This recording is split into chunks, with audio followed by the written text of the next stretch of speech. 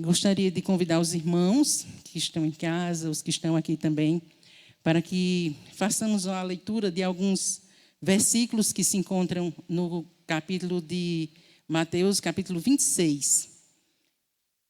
Nós vamos ler alguns textos alguns versículos desse texto, desse capítulo, e podemos abrir começar Mateus 26, do capítulo 31, do versículo 31 ao versículo 35. Mateus 26, 31 a 35. Diz o seguinte, a palavra do Senhor. Então Jesus lhes disse, esta noite todos vós vos escandalizareis comigo, porque está escrito, ferirei o pastor e as ovelhas do rebanho ficarão dispersas.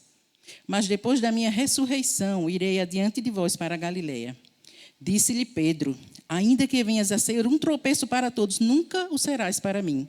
Replicou-lhe Jesus, em verdade te digo que nesta mesma noite, antes que o galo cante, tu me negarás 3 vezes. Disse-lhe Pedro, ainda que seja necessário morrer contigo, de nenhum modo te negarei. E todos os discípulos disseram o mesmo. Aí a gente vai olhar agora o versículo 47, que diz o seguinte. Falava ele ainda, e eis que chegou Judas, um dos 12, e com ele grande turba com espadas e porretes, vindo da parte dos principais sacerdotes e dos anciãos do povo. Ora, o traidor lhes tinha dado este sinal, aquele a quem eu beijar é esse, prendei-o. E logo aproximando-se de Jesus, lhe disse, salve, mestre, e o beijou. Jesus, porém, lhe disse, amigo, por que vieste? Nisto, aproximando-se eles, deitaram as mãos em Jesus e o prenderam. E eis que um dos que estavam com Jesus estendeu a mão, sacou da espada e, golpeando o servo do sumo sacerdote, cortou-lhe a orelha. Agora nós vamos para o versículo 69. Ora, estava Pedro assentado fora do pátio e, aproximando-se, uma criada lhe disse, também tu estavas com Jesus, o Galileu. Ele, porém, o negou diante de todos, dizendo, não sei o que dizes. E saindo para o alpendre, foi ele visto por outra criada, a qual disse aos que estavam ali, este também estava com Jesus, o Nazareno. E ele negou outra vez com juramento, não conheço tal homem. Logo depois, aproximando-se os que ali estavam, disseram a Pedro, verdadeiramente és também um deles, porque o teu modo de falar o denuncia. Então começou ele a praguejar e a jurar, não conheço esse homem. Imediatamente cantou o galo. Então Pedro se lembrou das palavras que Jesus lhe dissera, antes que o galo cante, tu me negarás 3 vezes. E saindo dali, chorou amargamente. Que o Senhor aplique sua palavra nos nossos corações. Gostaria de compartilhar um pouco dessa porção maravilhosa da palavra de Deus e pensar com os irmãos nessa noite, olhando para esse cenário, tudo que foi lido aqui, que nós pudéssemos pensar, até onde eu irei com Jesus? Até onde eu irei com Jesus? O relato que nós acabamos de ler, o relato bíblico aqui, fala do momento em que Jesus estava prestes a ser preso e a morrer, isso por ocasião da Páscoa dos judeus. Jesus havia ceado com os discípulos, anunciado a sua morte, e agora era o momento em que se cumpriria o maior evento da história da humanidade. Ia se cumprir ali a verdadeira Páscoa. A morte sacrificial do Cordeiro de Deus que tira o pecado do mundo. Como diz o hino, ó Jesus, ó vera Páscoa. Jesus é a nossa verdadeira Páscoa. Ele, morrendo na cruz, derramando o seu sangue, nos libertou da morte, do cativeiro, da opressão, das garras do inimigo. Assim como o povo de Israel foi liberto do Egito, assim o sangue do nosso Jesus nos purifica de todo o pecado. Através do sangue de Jesus, nós fomos reconciliados com Deus. Os nossos pecados, como a Bíblia diz, fazem separação entre nós e o nosso Deus, mas através do nosso Jesus. Lá em Romanos 5, Paulo diz, reconciliados com Deus. Nós temos paz através de Jesus Cristo. Porque ele foi o sacrifício perfeito, recebendo sobre a vida dele a ira de Deus que caberia a nós. Isso foi a morte de Jesus, a crucificação, a ressurreição. É a culminância de toda a história, de toda a Bíblia. Todas as profecias antes de Jesus, tudo que aconteceu depois de Jesus, tudo converge para Jesus. Jesus é o centro da história. Jesus é a culminância de toda a glória, de tudo que foi predito, de tudo que foi feito. É ali a consumação do plano do Deus eterno. Naquele momento de dor e glória, morte e vida, pela ressurreição de Jesus. Ali, na morte de Jesus, 1 Coríntios, Paulo diz que foi tragada a morte pela vitória. Onde está a morte, a tua vitória? Onde está a morte, o teu aguilhão? Citando Isaías 25, que diz isso e diz que Deus enxugará toda lágrima do nosso rosto, toda a opressão foi quebrado, foi pago todo o preço ali na cruz. Então, é um cenário de glória e majestade, embora para os homens de dor, de tristeza, mas no plano eterno, o maior evento da humanidade, Jesus, a verdadeira Páscoa. Nesse cenário de majestade, de glória e de poder, onde Cristo, o alfa, ômega, o princípio e o fim, configura ali na centralidade do universo, não apenas das nossas vidas. Ali, Jesus Cristo foi a centralidade de todo o universo. Toda a glória, majestade e poder estava ali, em Jesus. E nesse cenário tão glorioso, tem uma figura humana, na sua fraqueza, na sua debilidade, em que eu gostaria de focar nessa noite um pouco e caminhar em alguns minutos com você que está em casa e com os que estão aqui, olhando para a vida de Pedro. Pedro nos leva a pensar na nossa humanidade, na nossa semelhante humanidade com Pedro. Conhecendo o Filho de Deus, tendo andado com Jesus, tendo visto manifestações gloriosas do poder de Deus, ressuscitando mortos, curando enfermos, libertando cativos, toda a experiência gloriosa, Pedro teve com Jesus. E aí, vamos assemelhar a nossa vida com a de Pedro, o que nós já vivemos com Jesus, o que nós temos feito na caminhada com Cristo. E mais uma vez, olhando para Pedro, eu gostaria de perguntar: até onde eu irei com Jesus? Até onde eu irei com Jesus? Que essa pergunta possa ser feita por cada um de nós nessa noite. Se a gente nunca pensou nisso, que a gente comece a pensar: até onde eu irei com Jesus? Amados, a Bíblia é um grande livro de histórias.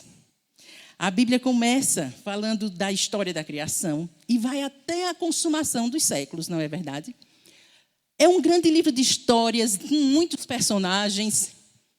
É como se fosse, como alguém já disse, ilustrando, é como se fosse um bordado que vai sendo tecido no entrelaçado de linhas ou fitas, e para, no fim, mostrar aquele cenário, aquela imagem, aquele bordado perfeito, em que o artista é o próprio Deus.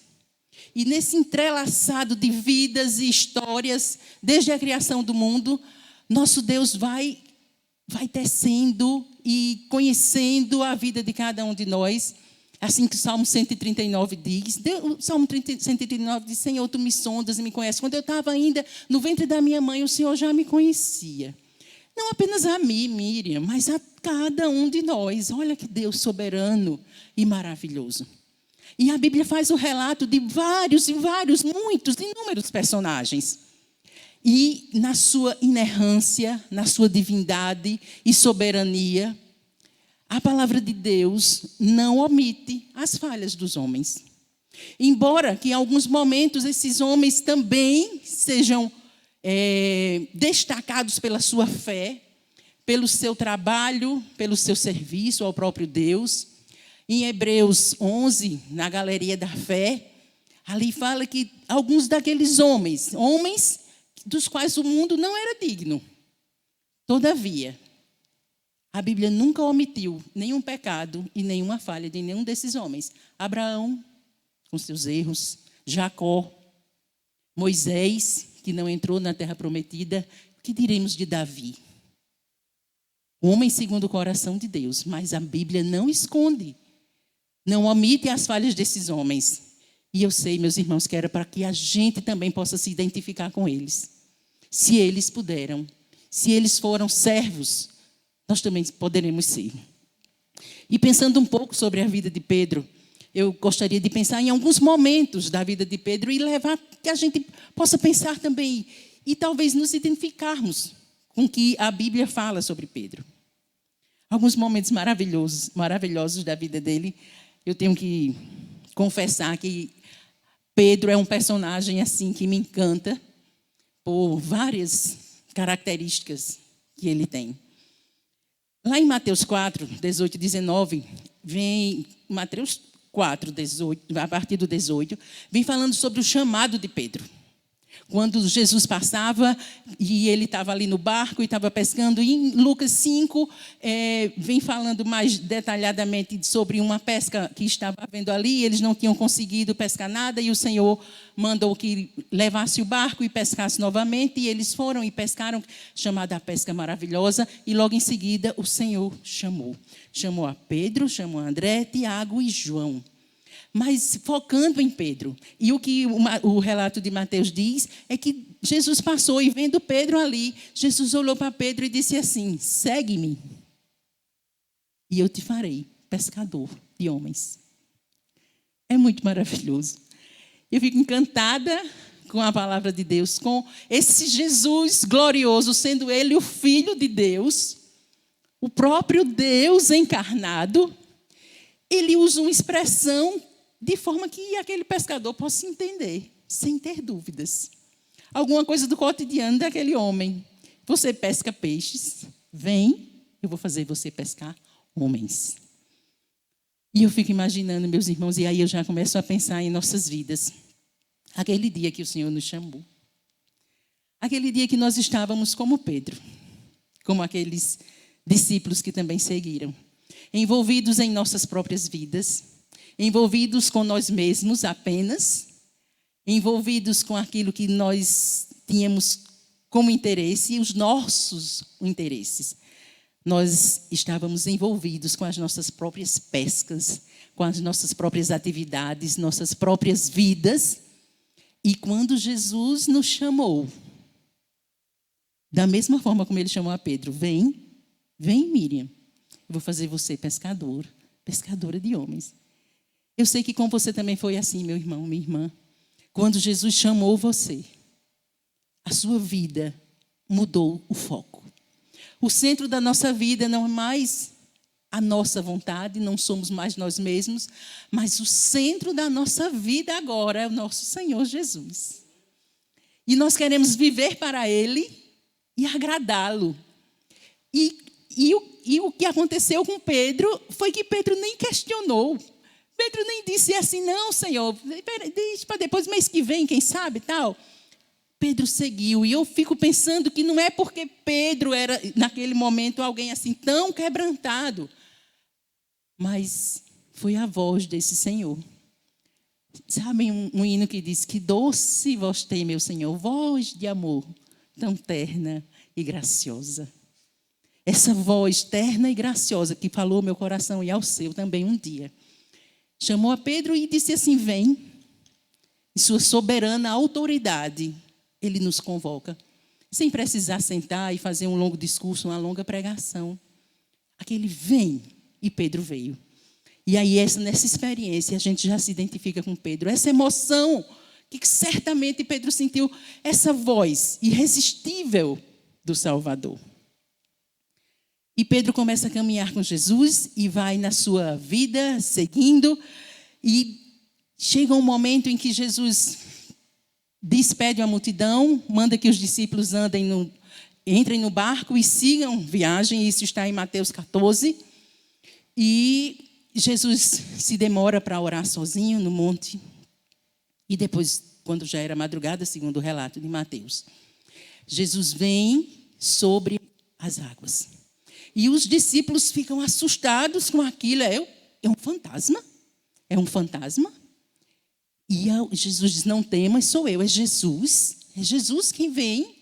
E aí lá vem mais uma vez aquele Pedro intenso, querendo experimentar de todas as coisas que o Senhor tinha ali para lhe oferecer, experimentar o sobrenatural de Deus, diz assim, Senhor, manda que eu vá encontrar contigo aí. E o Senhor diz, vem Pedro. E Pedro vai. Como nós precisamos aprender com Pedro. Quantas vezes nós somos convocados para o sobrenatural de Deus e nos amedrontamos. Muitas vezes sequer pedimos. Porque pensamos, não, é demais para mim. É um sobrenatural grande demais para mim. Que aprendamos com Pedro. Pedro disse assim, Senhor, eu quero ir. O fato de desejar já demonstrava que Pedro sabia que o Senhor era poderoso para fazer aquilo. É assim como a palavra de Deus diz. Aquele que se aproxima de Deus, é necessário que creia, Hebreus 11, que ele exista e que se torna galardoador dos que o buscam. Nós precisamos crer que o nosso Deus pode. E nós vamos orar pedindo que ele queira. Mas não podemos duvidar que ele pode. Foi assim que Pedro fez. E Pedro foi. E Pedro andou sobre as águas. Mas assim como nós, que muitas vezes pedimos coisas impossíveis a Deus, acima de qualquer circunstância e dificuldade e improbabilidade humana, Pedro também olhou para as circunstâncias. De repente, tirou os olhos do Senhor, que tudo pode, e olhou para as circunstâncias. A Bíblia diz que ele começou a olhar para o vento, que era muito forte, e teve medo e afundou. Mas assim como nós, num rasgo pequeno, ainda de fé, lá dentro do nosso coração, sabendo que nós conhecemos de Deus, Pedro clamou, Senhor, não me deixe morrer. Pedro ainda tinha fé. E o Senhor Jesus tomou Pedro pela mão e disse, homem de pequena fé, por que duvidaste? E Pedro seguia com Jesus, assim como os discípulos. Em outro momento, onde Jesus andava, como toda a Bíblia diz, onde Jesus andava, por onde Jesus passava, ia sempre uma multidão seguindo a Jesus. E depois que umas mais multidões saíram, eu fico pensando que naquela multidão devia ter gente de todo tipo. Gente que ia porque queria ouvir Jesus e as coisas do céu. Gente que ia por curiosidade, para tirar suas próprias conclusões. Gente que ia porque queria que Jesus curasse, queria que Jesus libertasse. Então, era uma multidão com diversos interesses. E aí, quando essa multidão, em algum momento, lá em Mateus 16, está relatado, e essa multidão se vai, e aí Jesus pergunta aos discípulos, o que essas pessoas dizem? O que vocês têm ouvido falar que essas pessoas dizem que eu sou? E aí eles disseram, uns dizem que o Senhor é João Batista, que é um profeta, que haveria de vir, outros dizem várias coisas do Senhor. E aí o Senhor, é como se o Senhor Jesus dissesse assim, não interessa o que eles dizem, e vocês? O que vocês acham que eu sou? O que vocês dizem de mim? Por que vocês estão aqui, né? Andando comigo? Então, o que vocês dizem que eu sou? E lá vem o nosso personagem, num roupante de fé e de glória, usado pelo Espírito Santo de Deus, e faz a confissão para a salvação da alma. E Pedro diz, tu és o Cristo, o Filho do Deus vivo. Irmãos amados, é o que nós precisamos para ser salvos. É confessar que Jesus é o Cristo, o Filho do Deus vivo. E eu digo a você que já está na igreja desde que nasceu, ou que chegou outro dia, entrou aqui, ou em qualquer outro lugar, e ouvindo o sermão, achou bonito, levantou sua mão e foi para frente. Você só vai permanecer na fé. Eu só vou permanecer na fé por um motivo. Só vou permanecer aqui e só vou para o céu por um motivo. Quando no meu coração eu declarar que Jesus é o Cristo, o Filho do Deus Altíssimo.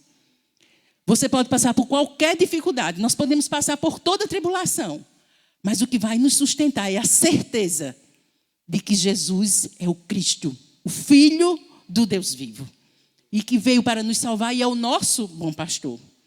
E Pedro disse isso, e Jesus disse para Pedro, Pedro, é verdade, mas você sozinho, a sua carne não diria isso. Foi o Espírito Santo de Deus que revelou isso a você. Assim como revelou a mim, a cada um de nós que está aqui e você que está em casa. E aí Pedro, tenso, emotivo, ficou ali já se achando, talvez, né?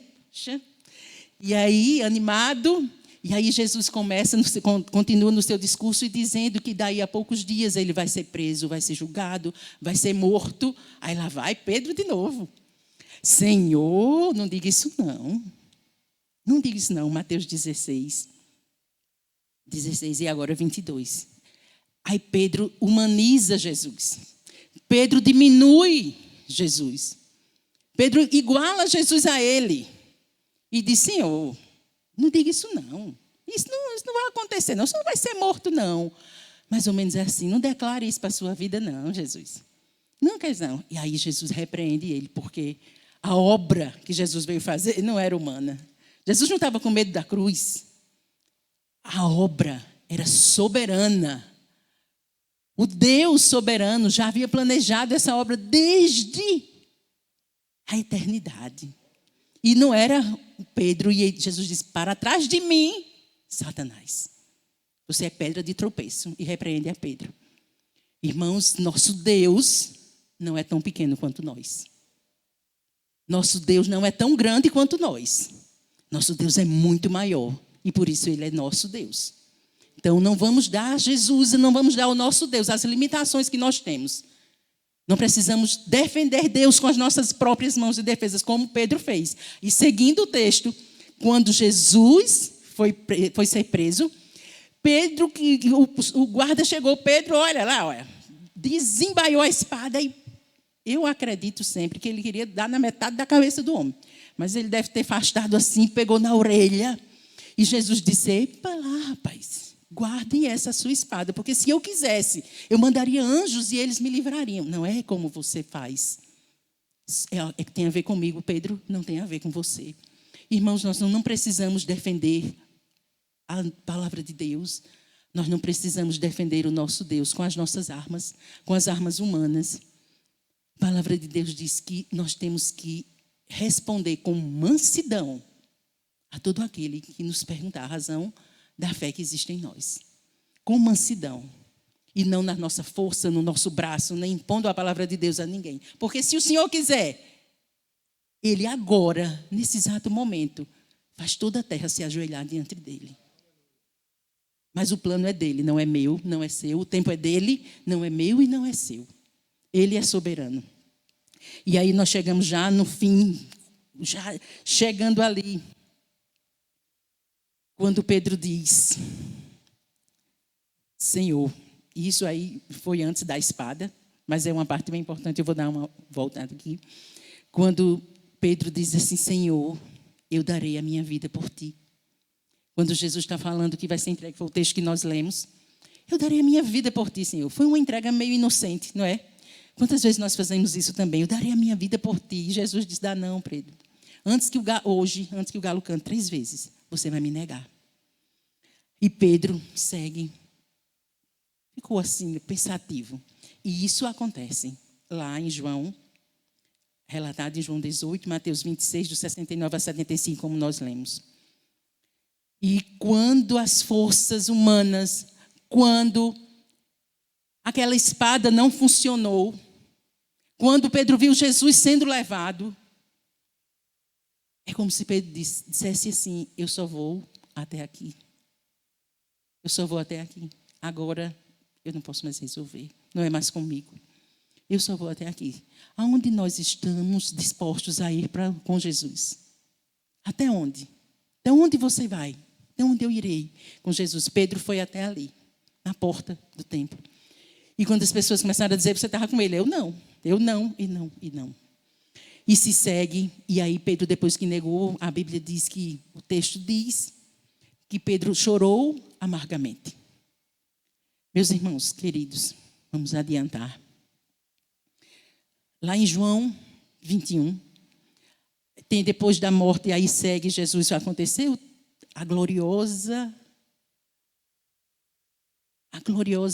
o glorioso momento da cruz, ressurreição, e o plano divino de Deus foi concretizado, realizado ali em Jesus. Ele veio, ele cumpriu, e ele disse, está pago. Está consumado. Eu realizei a obra e o véu foi rasgado de cima a baixo. E nós temos livre acesso a Deus, reconciliados com Deus, por Jesus Cristo. E depois da ressurreição, passar todo esse momento, Pedro desistiu. É tão lindo isso. A humanidade de Pedro tão parecida conosco. Depois que Pedro viu tudo que aconteceu, eu andei tanto com Jesus, eu desisti. Eu não dou para isso.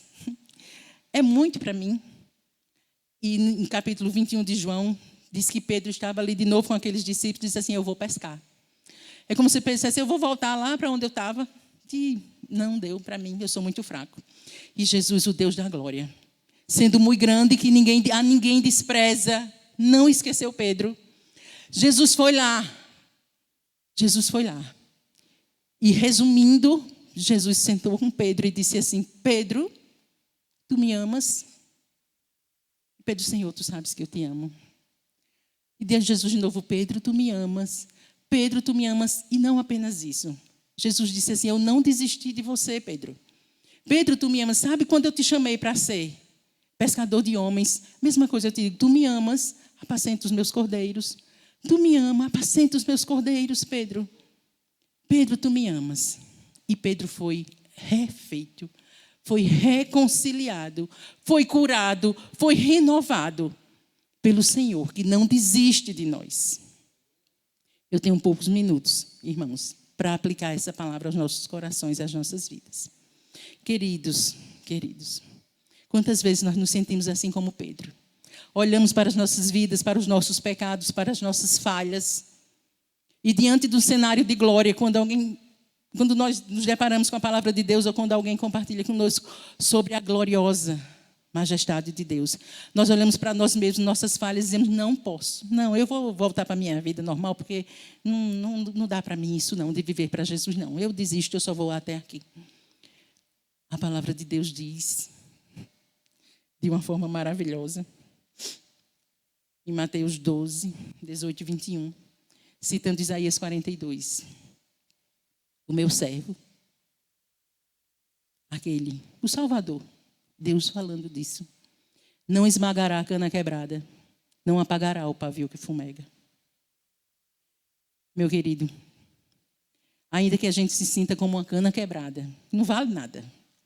Sabe, antes que a gente era ponte forte, madeira forte, servia de ponte para outros chegarem a Jesus, falava do amor de Deus, nós éramos tão inteiros. Agora nós nos sentimos nada mais, nada menos do que uma cana quebrada. O que adianta? Se a gente imaginar um bambu, o que adianta um bambu quebrado? Para nada, senão para ser esmagado. Jesus não vai me esmagar, não vai esmagar você. Não apagará o pavio que fumega. Esse Deus de toda a glória, verdadeira Páscoa, Deus glorioso. Ainda que a gente, hoje, e ele disse lá no Sermão do Monte, vós sois a luz do mundo. Nós que já nos sentimos luz do mundo, nós que já fomos luz do mundo, nós fomos luz para outras pessoas chegarem a Jesus, nós fizemos a obra do Senhor, nós iluminávamos e hoje nós somos apenas um pavio que fumega. E a nossa tão pequena luz não serve nem para nós mesmos, nem para iluminar nossas vidas. Saiba que o Senhor Jesus não vai chegar e apagar a sua vida. Ele não apagará o pavio que fumega. O que nós precisamos é nos render aos pés do Senhor. Entregar aquilo que nós temos aos pés do Senhor. A palavra de Deus diz que aquele Jesus que reconciliou Pedro consigo mesmo, que depois Pedro continuou. Aí Pedro não voltou mais a pescar. Pedro foi apacentar os cordeiros do Senhor. Esse mesmo Deus é o mesmo ontem, hoje e eternamente. Não desistiu de você. Não desistirá de mim. Não é por mim, não é por você. Não é porque nós somos bons, perfeitos, nós não temos poder nenhum, meus irmãos, nós não temos. Nós não podemos nada.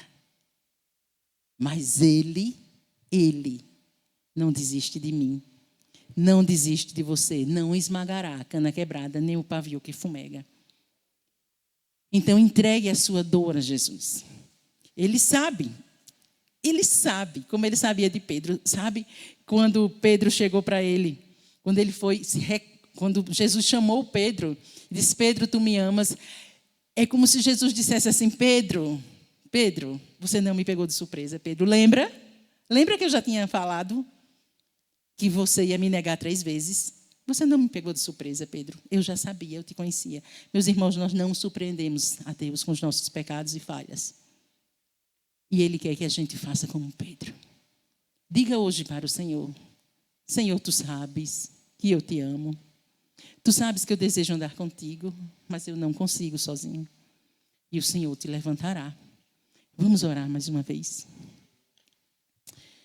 Oh Deus maravilhoso, quão precioso é o teu nome e a tua palavra, Senhor, que nos restaura, que nos revigora, Senhor, que nos faz renovar, Senhor.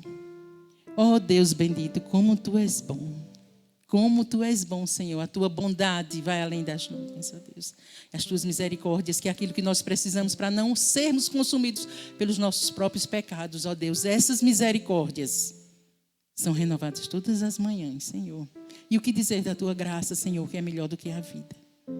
E por isso, ó Deus, nós nos inclinamos aqui, faço uma oração, Senhor. E eu sei que o Senhor, sendo Deus de perto e Deus de longe, conhece o coração de cada pessoa que está em casa nessa noite. Ó Deus, aquele que está entristecido, que olhou para a pandemia e disse: não tem dado certo, não tem dado certo, eu não vou pedir mais, eu vou desistir. Senhor, que esse coração hoje, Senhor, num rompante de fé como Pedro fez, ó Deus, não se deixe submergir por essas águas da dificuldade, Senhor, mas que seja restaurado por Ti, a sua fé restabelecida e Ele colocado de pé novamente, Senhor. Assim como o Senhor me renovou, assim como o Senhor tem renovado a cada um de nós aqui sustentado, sustenta, Senhor, aquele que te ama, aquele que declara que tu és o Cristo, o Filho do Deus vivo. Toma as nossas vidas em tuas mãos e por tudo nós te louvamos, ó grandioso Deus, pela tua cruz, por tão grande bênção, Senhor, pela maior bênção de todas, que é a tua vida dada em sacrifício, Senhor, em sacrifício pelos nossos pecados. Nós te louvamos e te adoramos por isso nessa noite. Em teu nome nós oramos. Amém.